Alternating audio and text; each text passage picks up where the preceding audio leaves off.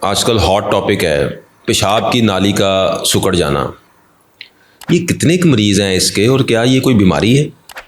جی بہت شکریہ. پیشاب کی نالی کا سکڑ جانا ایک بہت کامن بیماری ہے اور انفارچونیٹلی آج کل یہ بہت زیادہ پھیل رہی ہے. اب اس میں کچھ میں ڈیٹیلز میں جانا چاہوں گا کہ پیشاب کی نالی مردوں کے اندر اس کی لینتھ کافی زیادہ ہوتی ہے. جتنی لینتھ آپ کو باہر نظر آ رہی ہے اتنی ہی لینتھ باڈی کے اندر بھی ہوتی ہے.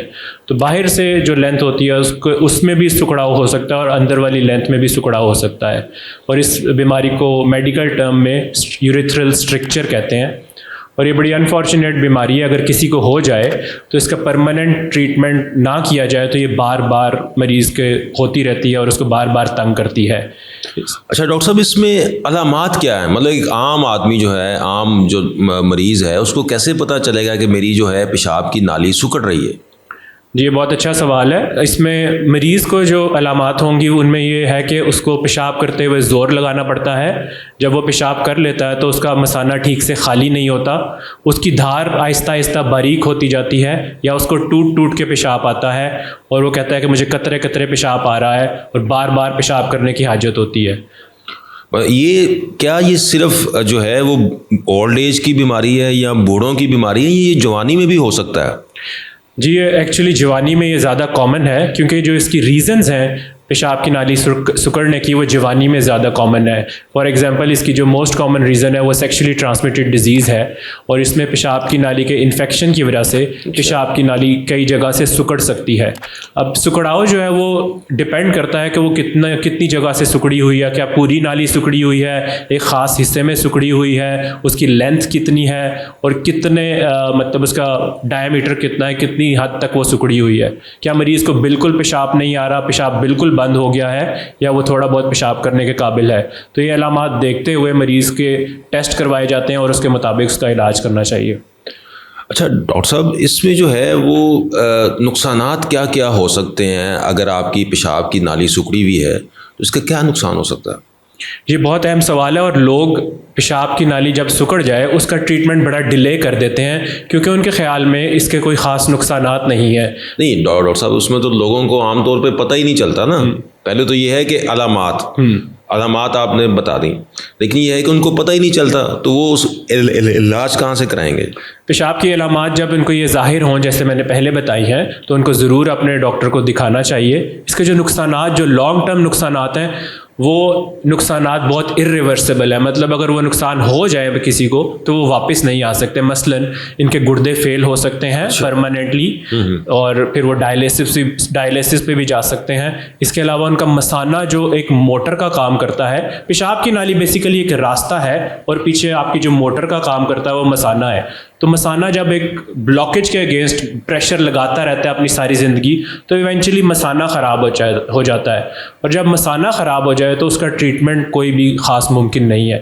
اس لیے اگر اس کا ایک خاص سرٹن لمٹ سے پہلے علاج نہ کروایا جائے اور آپ کا مثانہ ہی خراب ہو جائے تو پھر اس کے ریزلٹس بہت پور ہو جاتے ہیں.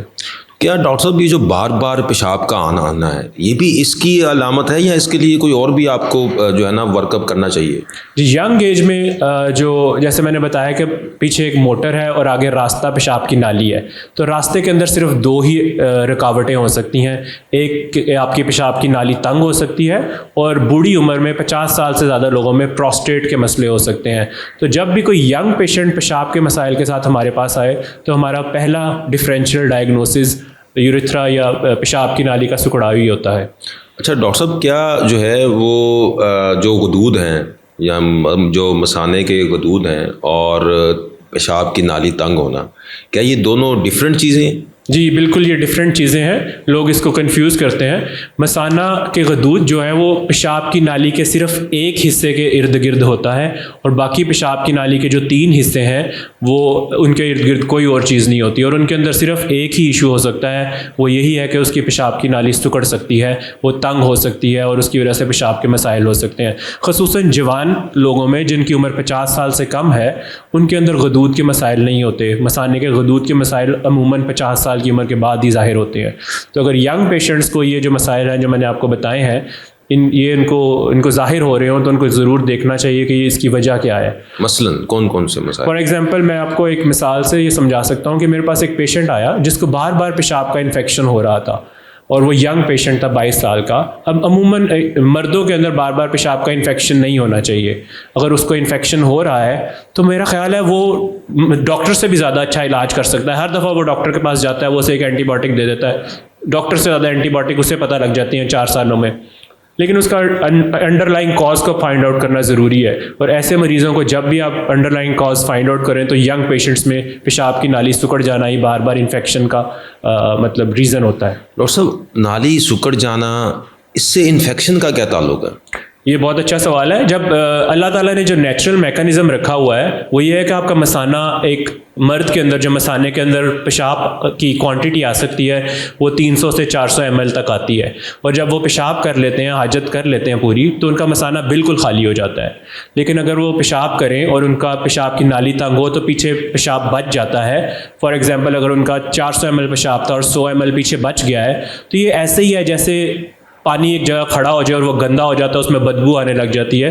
ایسے لوگوں میں جب پیشاب پیچھے بچتا رہتا ہے اس میں انفیکشن اور بیکٹیریا گرو کرتے ہیں اور ان کو بار بار انفیکشن ہو سکتا ہے. اچھا ڈاکٹر صاحب, اس کے لیے کوئی خاص ٹیسٹ بھی ہیں اس کو ڈائگنوز کرنے کے لیے؟ جی بالکل, اس کے لیے ٹیسٹ موجود ہیں. پہلے تو ہم ہسٹری اور اس کے علامات کو دیکھتے ہیں اور اس کے مطابق ٹیسٹ ایڈوائز کرتے ہیں. جو ٹیسٹ ہیں ان میں ایک اسپیشلائز ٹیسٹ, ایک یوروفلومیٹری ٹیسٹ ہوتا ہے جس میں ایک مشین کے اوپر پیشنٹ پیشاب کرتا ہے اور اس کی دھار کا ٹیسٹ ہوتا ہے. اگر اس کی دھار باریک ہو تو وہ اس میں کمپیوٹرائز ٹیسٹ کی وجہ سے ہمیں پتہ لگ جاتا ہے.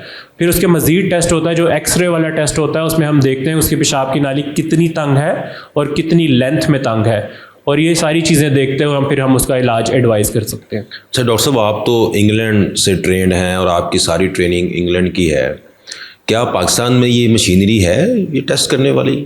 جی بالکل, یہ چیدہ ہاسپٹلز میں یہ مشینری اویلیبل ہے اور الحمدللہ جہاں میں کام کرتا ہوں یہ میرے پاس فیسیلٹی اویلیبل ہے اور یہ ٹیسٹ آرام سے کیے جا سکتے ہیں وہاں پہ. اچھا ڈاکٹر صاحب, اس کا کوئی علاج کیا ممکن ہے؟ جی بالکل, اس کا علاج بہت اسٹریٹ فارورڈ نہیں ہے. اس کے بارے میں ہمیں پہلے سوچنا پڑتا ہے کہ جو مریض ہے اس کی پیشاب کی نالی کی لینتھ کو دیکھنا بہت ضروری ہے کہ اس کی لینتھ کتنی لینتھ تنگ ہے. اگر تو 2 سینٹی میٹر سے زیادہ اس کی لینتھ تنگ ہے تو اس کا مستقل علاج پہلی ہی دفعہ کرنا ضروری ہے. اور اگر اس کی 2 سینٹی میٹر سے لینتھ کم تنگ ہے تو ایسے مریضوں کا پہلی دفعہ آپریشن کیمرہ کے ذریعے کیا جا سکتا ہے. اس میں کیمرے کے ذریعے آپ پیشاب کی نالی کے اندر جاتے ہیں اور جو تنگ حصہ ہے اس کو کاٹ کے کھول دیا جاتا ہے. لیکن انفارچونیٹلی اس علاج کا پرابلم یہ ہے, یہ بڑا ریڈیلی اویلیبل علاج ہے, لیکن اس کا پرابلم یہ ہے کہ اس میں دوبارہ سے ان کو یہ پرابلم ہو جاتی ہے. ڈاکٹر صاحب, اس میں جو ہم نے دیکھا ہے, جو ہماری جو فیڈ بیک ہے وہ یہ ہے کہ اس طرح جو آپریشن ہوئے ہیں ماضی میں یا جو لوگ عام طور پہ ہمیں ملتے ہیں ان میں یہ ہے کہ یہ دوبارہ اسٹرکچر بن جاتا ہے. آپ نے کیمرے کے ذریعے گئے, کاٹا اور وہ اسٹرکچر دوبارہ بن جاتا ہے. تو اس لیے لوگ یہ جو ہے وہ طریقہ علاج کرانے سے ذرا ہچکچاتے ہیں اس آپریشن سے. بالکل, کیا اس کا کوئی جدید علاج بھی ہے؟ جی بالکل, اس کا جدید علاج موجود ہے. میں پہلے تھوڑی سی ایک بات یہ کرنا چاہتا ہوں کہ جب کیمرے والا آپریشن کیا جاتا ہے, فار ایگزامپل میں ایک ینگ انسان ہوں, 30-35 سال کا کوئی بندہ ہے آپ کے پاس اور آپ نے اس کا کیمرے سے آپریشن کیا ہے, تو بات یہاں ختم نہیں ہو گئی. وہ مریض بار بار اپنی پیشاب کی نالی کے اندر سلائیاں مارتا ہے. پہلے وہ ہر روز سلائی مارتا ہے, پھر دوسرے دن, پھر ہفتے میں 1 دفعہ, پھر مہینے میں 1 دفعہ, اور یہ ایسا چلتا رہتا ہے اور چلتا رہتا ہے. اور جب وہ یہ سلائیاں مارنا چھوڑ دے اس کا دوبارہ سے نالی تنگ ہو جاتی ہے. تو یہ بڑا نفسیاتی ٹراما بھی ایک مریض کے لیے ہوتا ہے کہ وہ بار بار اپنے نفس کے اندر سلائیاں مار رہا ہے. اس کے علاوہ اس کے نفسیاتی پرابلمس کے ساتھ ساتھ مردانہ کمزوری بھی اس میں ہو جاتی ہے اس ٹریٹمنٹ کی وجہ سے.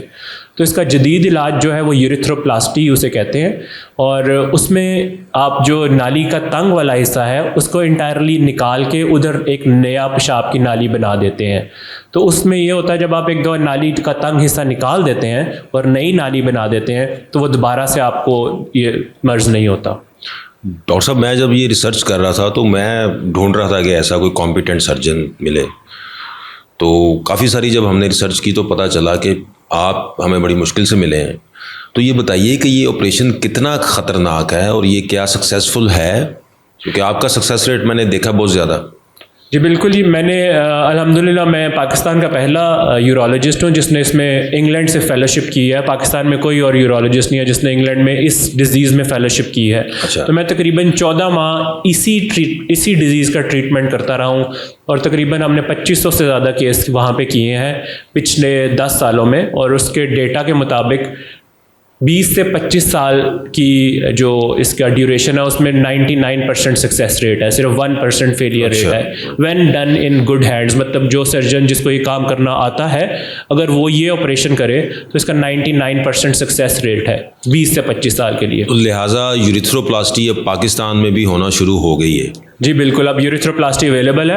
اور یوریتھروپلاسٹی کے بارے میں کچھ میں مزید معلومات یہ دینا چاہتا ہوں کہ اس کے اندر پیشاب کی نالی, جیسے آپ جانتے ہیں آپ کا یورین گیلا ہوتا ہے اور یہ گیلا راستہ ہے, اس میں ہم آپ کے منہ کے اندر سے جھلی لیتے ہیں کیونکہ منہ بھی اندر سے گیلا ہوتا ہے نیچرلی, اور وہ جھلی سے آپ کی نئی پیشاب کی نالی بناتے ہیں.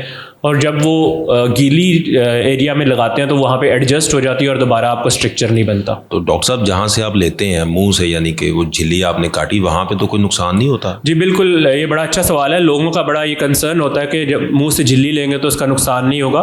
بالکل اس کا کوئی نقصان نہیں ہے کیونکہ منہ ایک نیچرلی بڑا ویسکولرائز آرگن ہے اور اس میں دوبارہ سے وہ جھلی آ جاتی ہے.